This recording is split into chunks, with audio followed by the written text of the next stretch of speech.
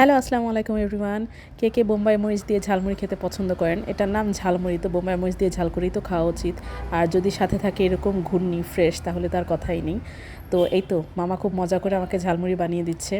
আমি ঘুগনি ছাড়া কখনো ঝালমুড়ি খাই না, তো আমাকে হচ্ছে বেশি করে ঘুগনি দিতে হবে, তারপরে লেবু দিয়ে দিল, যেটা আলাদা একটা ফ্লেভার আনে ঝালমুড়িতে। তো তারপরে হচ্ছে ছোলা, এগুলো সব দেওয়া হবে। এই তো কাঙ্ক্ষিত বোম্বাই মরিচ, দেখেন আপনারা, এটা খেয়ে কী যে অবস্থা হয়েছিল আমার বলার মতো না। আমি ঝাল খাই, বাট এতটা না। পুরা ঝালমুড়িটা একদম বোম্বাই মরিচের ফ্লেভারে, স্মেলে একদম ঝালে একাকার হয়ে গিয়েছিল। তো তারপরে ছোলা দিয়ে দিল, অনেকে ছোলা দিয়ে খায়, অনেকে খায় না। তো আমি তো একদম সব লাগবে আমার ঝালমুড়িতে।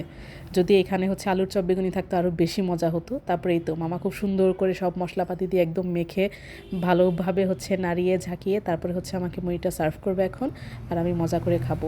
তো খাওয়ার পরে খুবই আমার ঝাল লেগেছিলো, তারপরে তো চকলেট পানি সবই লেগেছিলো। ওটা আর দেখাতে পারলাম না, আজকে এই ঝালমুড়ি পর্যন্তই।